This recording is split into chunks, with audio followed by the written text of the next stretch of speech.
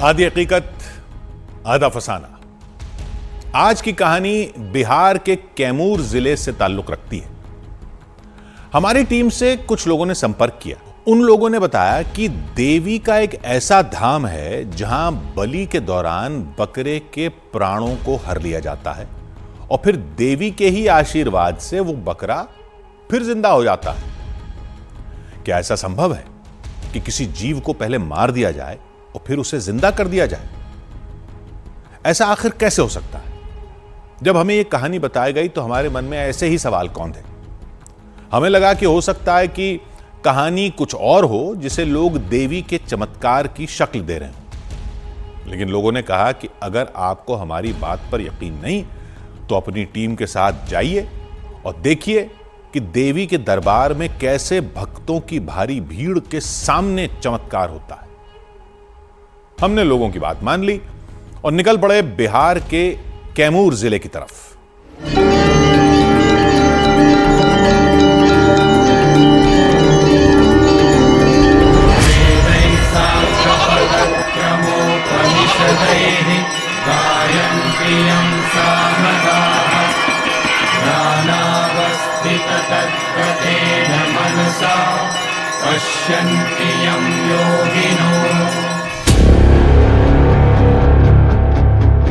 आज वो देखिए जो पहले कभी नहीं देखा।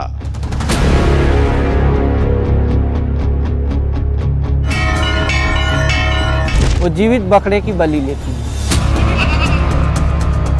नक्सलियों के गढ़ में देवी का चमत्कार। हम कहते हैं कि ये दीर्घायु है। न बहेगा खून, न निकलेगी एक भी चीख। यहाँ पे आप बकरा को ले जाकर के जो ही माँ के चरण के पास रखेंगे, बकरा बेहोश हो जाएगा। मौत के बाद वो फिर जिंदा हो जाएगा। पुजारी जी अक्षत पुष्प पे छिड़कते हैं और वो बकरा अपने आप खड़ा हो जाता है।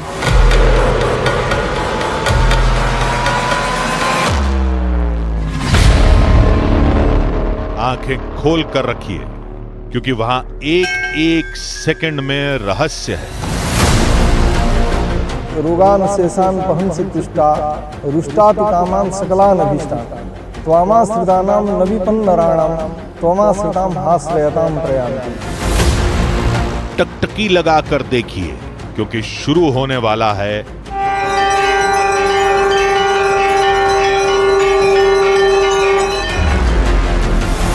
माता के चरण में अक्षत को छुआ करके और अक्षत मार देंगे, वो लगेगा कि निष्प्राण हो गया। मां मुंडेश्वरी भवानी का चमत्कार।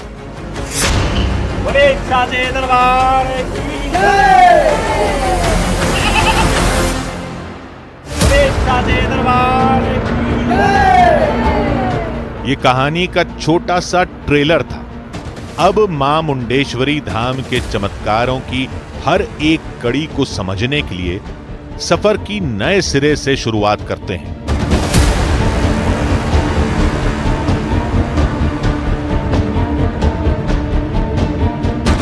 देश की राजधानी दिल्ली से 978 किलोमीटर दूर ये बिहार का कैमूर इलाका है, नक्सलियों का गढ़, जहां की पहाड़ियों में अक्सर गोलियों की तड़तड़ाहट सुनी जा सकती है।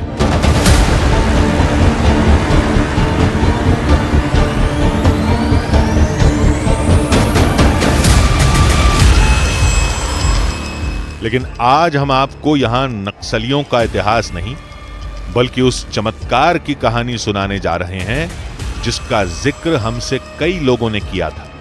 यही वजह रही कि आधी हकीकत आधा फसाना की टीम जा पहुंची जमीन से 600 फीट की ऊंचाई पर मौजूद कैमूर की पहाड़ियों पर।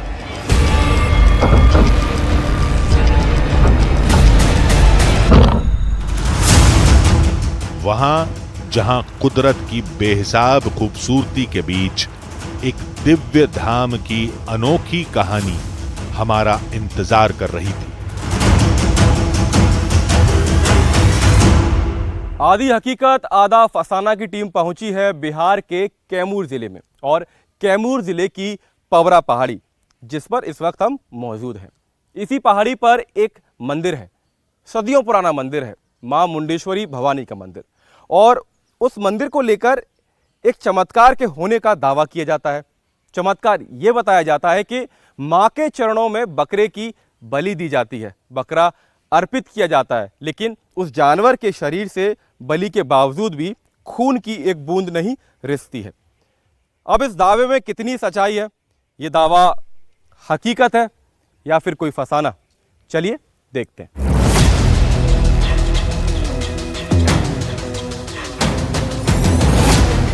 जो कुछ सुनकर हमने कैमूर की पहाड़ियों का रुख किया था वो वाकई चौंकाने वाला था।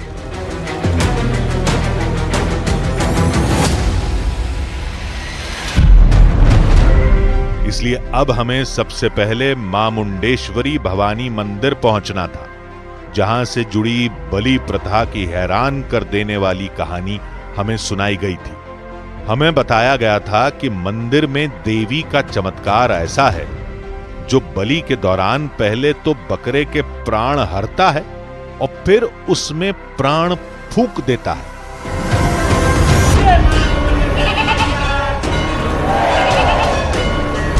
साचे दरबार की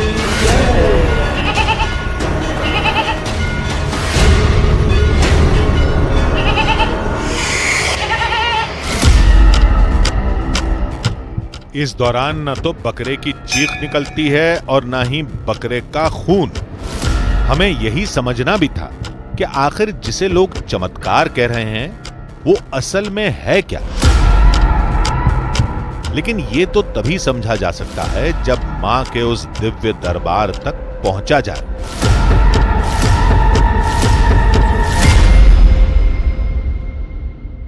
सनातन धर्म में बलि को लेकर अलग अलग तरह की मान्यता है। कहीं पर देवी देवताओं को प्रसन्न करने के लिए भक्त बलि चढ़ाते हैं, तो कहीं अपनी मनोकामना पूरी होने पर मां के चरणों में बलि अर्पित करते हैं। लेकिन हम आपसे कहें कि बलि भी होगी और एक बूंद खून का भी नहीं बहेगा, तो आप कहेंगे ये कैसे संभव है? लेकिन ये संभव है। कैमूर के मां मुंडेश्वरी भवानी मंदिर में ये चमत्कार दिन भर रोज होता है, साल भर होता है, जहां पर सैकड़ों बकरे दिन भर चढ़ाए जाते हैं, उनकी बलि होती है और मां के चरणों में बकरों का, जानवर का एक बूंद कतरा भी नहीं बहता है। यहां तक पहुंचने के लिए हमने कैमूर के विशाल पहाड़ी रास्ते को तय किया था। अब हमारे सामने एक भव्य और बेहद प्राचीन मंदिर था। दावा किया जाता है कि सदियों पुराने इस मंदिर को मुगल आक्रांताओं ने ध्वस्त कर दिया था, जिसकी निशानियां हमें आसपास ही दिखाई भी दे रही थी। मां मुंडेश्वरी भवानी मंदिर में जब आप पहुंचेंगे तो मंदिर के चारों तरफ पड़े हुए पत्थर आपका ध्यान अपनी ओर आकर्षित करेंगे और आकर्षित करने के साथ साथ उस कहानी की गवाही देते हैं जो सदियों पुरानी है। कहा यह जाता है कि ये पत्थर मंदिर का ही हिस्सा थे और मुगल आक्रांताओं ने और कई बार भूकंप के झटकों की वजह से मंदिर को भारी नुकसान हुआ। उसके बाद मंदिर का एक बड़ा हिस्सा जमीन पर गिर पड़ा और ये पत्थर साधारण पत्थर नहीं है। आप इनको देखेंगे तो आप समझ पाएंगे कि ये वो नक्काशी है जो मां मुंडेश्वरी भवानी मंदिर के उस हिस्से के ऊपर की गई थी जो सदियों पुराना था। और मंदिर का ज़्यादातर हिस्सा इसी तरीके से, क्योंकि मंदिर अष्टकोर रूप में है और इसीलिए मंदिर का ज़्यादातर हिस्सा मंदिर के चारों तरफ इसी तरीके से आपको देखने को मिलेगा। इन पत्थरों पर नक्काशी की गई है, शिल्पकारों ने काम किया था। तो ये कहा जाता है कि ये सदियों पुराना है। मुगल आक्रांताओं के हमले से और भूकंप के झटकों की वजह से ये मंदिर तबाह हुआ। लेकिन आज भी अगर आप मंदिर का जो मुख्य प्रारूप देखेंगे तो आप समझ पाएंगे कि या तो ये मंदिर पूरा बनना था जो कि अधूरा रह गया, या फिर मुगल आक्रांताओं के हमले की वजह से इसको भारी नुकसान पहुंचाया गया और उसके बाद इसका अर्ध रूप यानी आधा हिस्सा ही अभी मौजूद है, जहां पर हज़ारों की तादाद में श्रद्धालु पहुंचते हैं और माँ की भक्ति में लीन दिखाई देते हैं। मंदिर का जो पत्थर है ऐसे सब चारों तरफ से बिखरा हुआ है। और जो मंदिर है वो शंकर जी का मंदिर है। मंदिर के केंद्र में गर्भगृह में चतुर्मुखी शिव जी हैं। और लोग बताते हैं कि यह मंदिर 635 ईस्वी में पाया गया। अब यह मंदिर उससे पहले का टूटा है या उसके बाद का टूटा है, इसका कोई सही जानकारी मिल नहीं पाता है। ऐसी मान्यता है कि जो शिवलिंग है वो जीवित शिवलिंग है। उसका कलर जो है, रंग जो है, उसका स्वरूप 3 पहर में बदलता है, 3 बार। सुबह कुछ होता है, दोपहर में कुछ और शाम को कुछ। हम आए तो थे यहां देवी के दरबार में बलि की कहानी समझने, लेकिन मंदिर के अतीत और इतिहास को समझते समझते हमें एक नई जानकारी हाथ लगी। हमें बताया गया था कि दरअसल जिस मंदिर में हम पहुंचे हैं वो देवी का नहीं बल्कि शिव का मंदिर है, जहां जीवित शिवलिंग दिन में 3 बार अपने रंग बदलता है।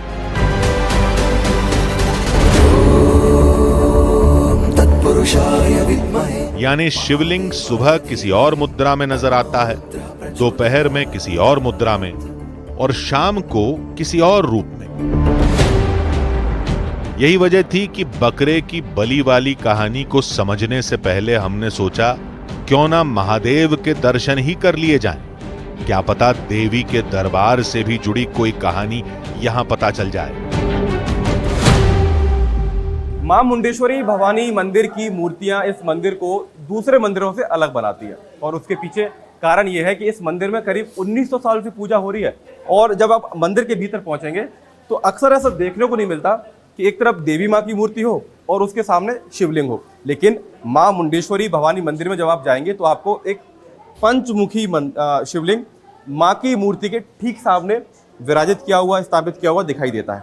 और उसके बाईं तरफ आप देखेंगे तो गणेश जी की प्रतिमा है, और ये सभी प्रतिमाएं सदियों पुरानी हैं और शाक काल की ये प्रतिमाएं बताई जाती हैं।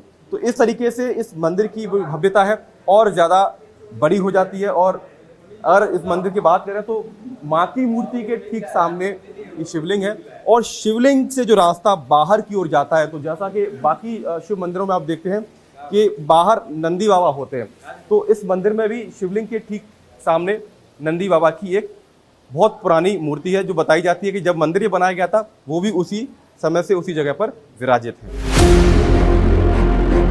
इस मंदिर से पहले आधी हकीकत आधा फसाना की टीम देश भर के कई शिव मंदिरों और उनसे जुड़े रहस्यों की तलाश कर चुकी थी, लेकिन मुंडेश्वरी भवानी के धाम में मौजूद पंचमुखी शिवलिंग हमने पहली बार देखा था। यही वजह थी कि हमने मंदिर के पुरोहित से कुछ और जानकारियां हासिल करने की कोशिश की। पुजारी जी, इस शिवलिंग की खासियत क्या है? कहा जाता है कि ये रंग बदलता है। जी, यह जो है शिव जी का पंचमुखी मंदिर है। पंचमुखी शिव जी हैं, और इनका जो है प्रतिदिन जो है रंग बदलता रहता है। एक्चुअली ये शिव जी का ही मंदिर है। यह अष्टकोण मंदिर है और इसका चारों तरफ दरवाज़ा है। आपके पूरब में भी है और दक्षिण में भी है और पश्चिम में भी है और उत्तर में भी है। और ये मंडलेश्वर जी का ही मंदिर है।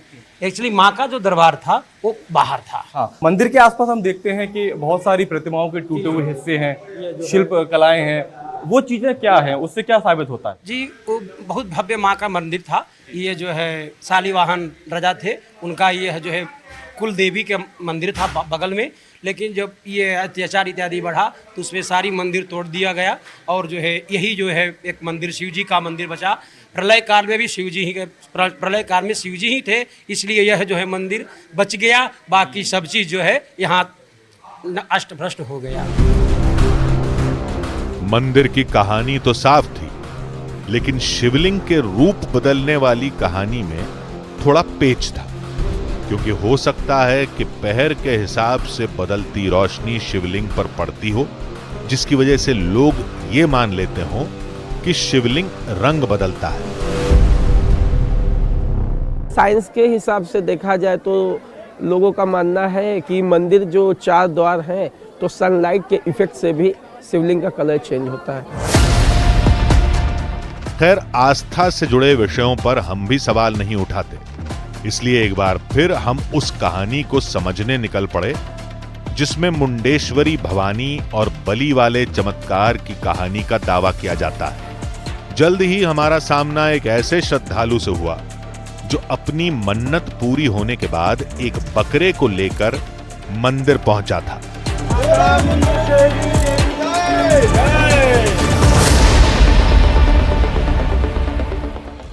अब क्या होगा? क्या देवी के सामने बकरे की बलि चढ़ाई जाएगी? क्या एक बार बकरा मरेगा और फिर जिंदा हो जाएगा? और अगर यह हुआ तो यह सब कैसे होगा? क्या वाकई आज मुंडेश्वरी धाम में वो चमत्कार होगा जो हम देखने आए हैं, या फिर श्रद्धालुओं और भक्तों की कही गई बातें सिर्फ कहानियां बनकर रह जाएंगी, जैसा अक्सर हमने देखा? जो भी हो, हमें बस कुछ और पलों का इंतजार करना था। उसके बाद दूध का दूध और पानी का पानी हो जाएगा। मान्यता है कि मंदिर में बलि चढ़ाने का भी एक मुहूर्त होता है। हमें उसी मुहूर्त के हिसाब से अपने आप को भी तैयार करना था, क्योंकि जब तक हम सब कुछ अपनी आंखों के सामने होता नहीं देखेंगे, तब तक कहानी कैसे समझेंगे? त्वमेव माता च पिता त्वमेव बन्धुश्च सखा त्वमेव।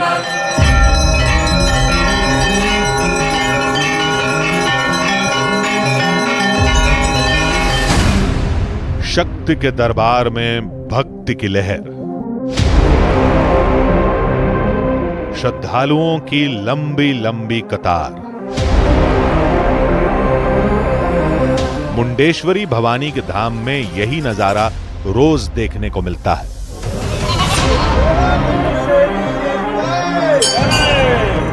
लोग इसी तरह मन्नत पूरी होने के बाद मंदिर में बकरे लेकर पहुंचते हैं ताकि देवी के सामने उनकी बलि दी जा सके।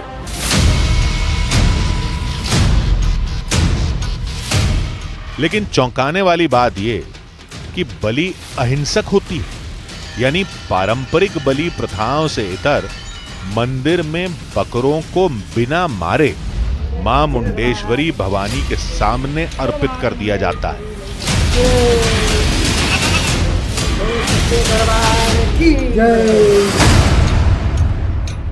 पुनः छत फूल मारते हैं तो बकरा खड़ा हो जाता है। यहाँ बकरे की हिंसा नहीं की जाती है, यहाँ अहिंसक बलि होती है। ऐसा बलि कहीं नहीं होता है।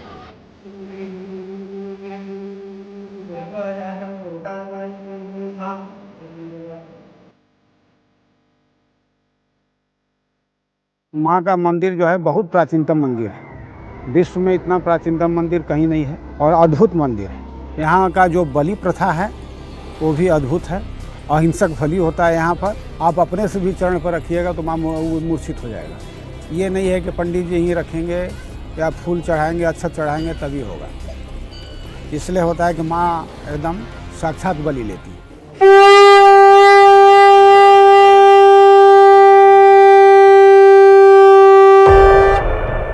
बलि शब्द का जिक्र आते ही आंखों के सामने किसी तड़पते हुए जीव की तस्वीर तैर जाती है। लेकिन हमसे कहा गया था कि मुंडेश्वरी धाम में ऐसा नहीं होता। यहां मां बलि स्वीकार तो करती हैं, लेकिन जीव हत्या नहीं होती। तो फिर आखिर ये कैसी बलि है जो स्वीकार भी होती है और उसमें खून का एक कतरा भी नहीं बहता? यही समझने के लिए अब हमें बनारस से आए उस परिवार से मिलना था जो सबसे पहले हमें मुंडेश्वरी भवानी मंदिर की सीढ़ियों पर मिला था। परिवार का दावा था कि उनकी मनोकामनाओं को देवी ने पूरा किया है और इसीलिए अब वो यहां बकरे की बलि देने आए हैं।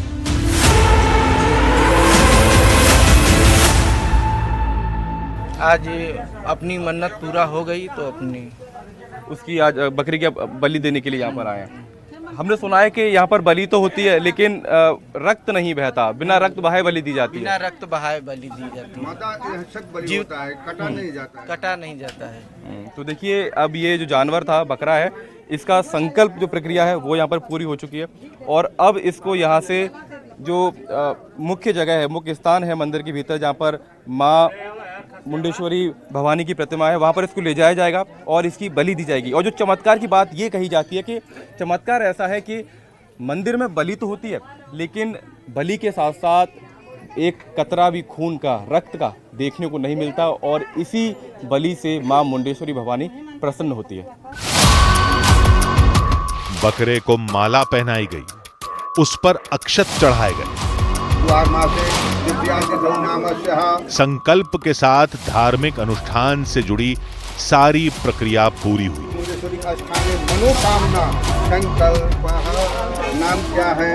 सुभाष नामस्यः गोत्र गुण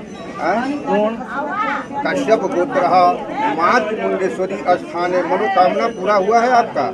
मातृ मुंडेश्वरी से मनाया कीजिए कि हमारा मनोकामना माता जी पूरा हो गया है, हम ले आए हैं चढ़ाने के लिए, माता जी स्वीकार करें। मातृ मुंडेश्वरी स्थाने मनोकामना संकल्प छोड़ दीजिए, वहाँ छोड़ दीजिए। अब मंदिर में लेकर जाइए, वहाँ से आइएगा तब हवन होगा।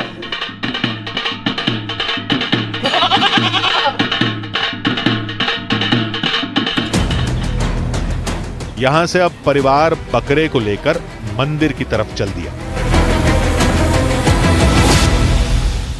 मां मुंडेश्वरी भवानी के मंदिर में सबसे बड़ा चमत्कार जिसे कहा जाता है उसमें बलि को लेकर है। बलि को लेकर ये कहा जाता है कि खस्सी यानी बकरे को यहाँ पर लाया जाता है और जब उसकी बलि होती है तो उसका एक बूंद रक्त भी यहाँ पर नहीं बहता और मां मुंडेश्वरी को प्रसन्न करने के लिए बलि भी होती है और उसका रक्त भी नहीं बहता। अब आप देखिए कि ये बकरा यहाँ पर पहुँचा है, बलि यहाँ पर होगी और हम आपको ये समझाएंगे कि किस तरीके से ये पूरा चमत्कार जिसे लोग यहाँ पर कहते हैं। आंखों के सामने बकरे की बलि होती है, कुछ मिनटों के लिए, काफ़ी देर तक के लिए वो बेहोशी की हालत में होता है और फिर कुछ देर के बाद उसे होश आता है। कैसे ये सब कुछ होता है कैमरे पर आपको न्यूज़ 18 इंडिया की टीम आपको दिखाएगी कि किस तरीके से ये चमत्कार यहाँ पर आंखों के सामने घटता है। बनारस से आया परिवार बकरे को लेकर मां मुंडेश्वरी के दरबार पहुंच चुका था। अब कुछ देर का इंतजार और बाकी था क्योंकि मंदिर में पहले से श्रद्धालुओं की भीड़ थी। अब आप देखिए कि ये बकरा यहाँ पर पहुंचा है, बलि यहाँ पर होगी और हम आपको ये समझाएंगे कि किस तरीके से पूरा चमत्कार जिसे लोग यहाँ पर कहते हैं। आंखों के सामने बकरे की बलि होती है, कुछ मिनटों के लिए, काफ़ी देर तक के लिए वो बेहोशी की हालत में होता है और फिर कुछ देर के बाद उसे होश आता है और फिर बलि का समय भी आ गया। मंदिर के पुरोहित को बकरा सौंप दिया गया। बकरा बेचैन हो उठा, इधर उधर भागने की कोशिश करने लगा। फिर अचानक पुरोहित ने बकरे को मां मुंडेश्वरी भवानी के सामने लटा दिया और देखते ही देखते बदहवास सा दिखने वाला बकरा अचानक बेहोश हो गया। भक्त लगातार जयकारे लगा रहे थे कि तभी पुरोहित ने बकरे के ऊपर एक लाल पुष्प चढ़ा दिया। बकरा अब भी बेसुध पड़ा था। लग यही रहा था कि जैसे मां मुंडेश्वरी के सामने वो प्राण विहीन हो गया हो। और फिर जैसे ही मंदिर के पुरोहित ने बकरे पर अक्षत चढ़ाए वैसे ही बकरा उठ खड़ा हुआ। सच्चे दरबार की जय। इसके बाद बकरे को दोबारा उस परिवार को सौंप दिया गया जो अपनी मन्नत पूरी होने के बाद बकरे की बलि देने आया था। इस दौरान परिवार ने जो कुछ मंदिर में देखा उसे उन्होंने देवी की महिमा से जोड़ दिया।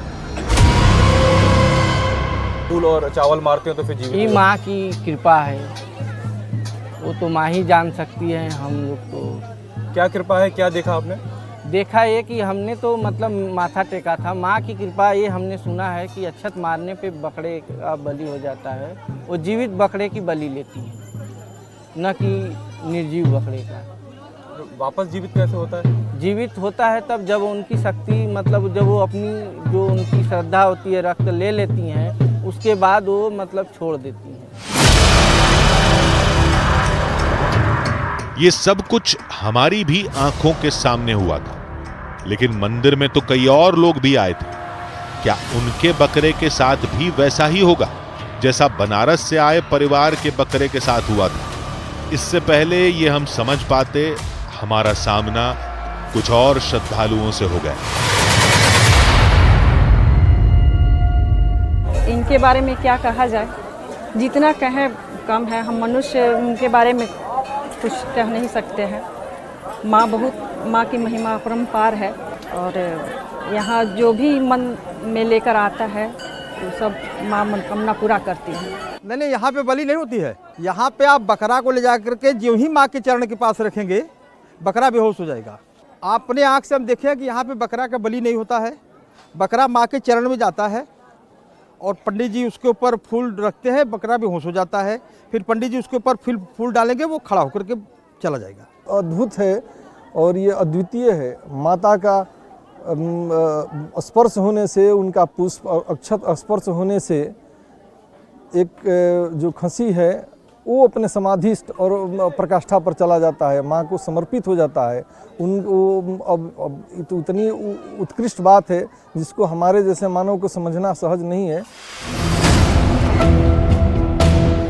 देवी के धाम में जो कुछ हो रहा था उसे लोग मां मुंडेश्वरी के चमत्कार से जोड़कर देख रहे थे।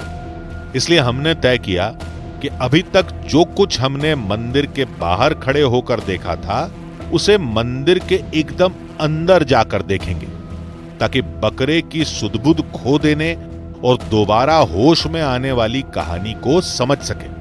इसलिए हम एक बार फिर मंदिर के अंदर पहुंच गए, वहां जहां बकरे को बलि के लिए लिटाया जाता है। इस दौरान हमने बलि देने वाले पंडित जी से कुछ सवाल किए। क्यों होता है ऐसा क्या है कि माँ के चरणों पर बलि को रखने भर से वो मूर्छित हो जाती है? सब इनका कृपा है। अहिंसक बलि को क्यों बढ़ावा देना चाहते हैं और माँ क्या संदेश इसमें देती है? क्योंकि हम देखते हैं कि जानवर और इंसान सभी की जान कीमती है। तो जान कीमती है, ठीक है, लेकिन माता जी ने बलि नहीं लेते हैं। इनका योगिनी जो हैं वो बलि लेते हैं, माँ किसी का बलि नहीं लेते हैं। कुछ देर के इंतजार के बाद एक और परिवार मंदिर आ गया, जिसके हाथ में एक छोटा सा बकरा था। परिवार का कहना था कि उनकी मन्नत देवी की वजह से पूरी हुई और इसीलिए वो यहां बलि चढ़ाने आए हैं। आधी हकीकत आधा फसाना की टीम तैयार थी। हमारा कैमरा एक एक पल को रिकॉर्ड कर रहा था, क्योंकि हमें पता लगाना था कि जो कुछ बनारस वाले परिवार के साथ हुआ, क्या वो इस परिवार के साथ भी होगा। पुरोहित ने ठीक पहले वाली प्रक्रिया अपनाई। बकरे को मां के सामने लिटा दिया गया और फिर वही हुआ, बकरा अचानक बेसुध हो गया। लेकिन इस बार हमने पुरोहित से एक गुजारिश की। पंडित जी अगर इजाजत हो तो एक बार मैं फूल और चावल डाल के देखूं। पंडित जी ने हमें इजाजत दे दी। हमने फूल और अक्षत बकरे पर चढ़ा दी, लेकिन बेसुध पड़ा बकरा टस से मस नहीं हुआ, वो वैसे ही लेटा रहा।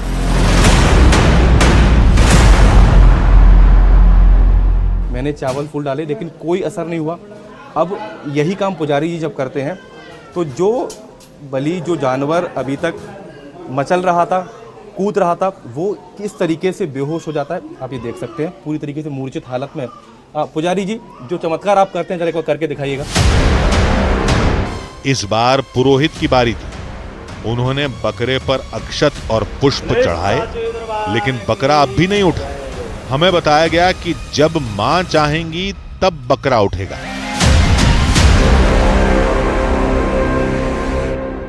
करीब 40 से 50 सेकंड हो चुके हैं, बलि अभी मूर्छित है और तस्वीर देख सकते हैं।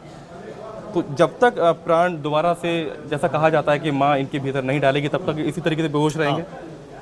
तो आप देखिए बलि यहाँ पर हुई और यही जिंदा बलि कही जाती है माँ मुंडेश्वरी भवानी मंदिर में, कि बकरे को लाया जाता है, माँ के चरणों में लाया जाता है और उसके बाद बकरा पूरी तरीके से मूर्छित रहता है और उसके शरीर में कोई हलचल नहीं होती।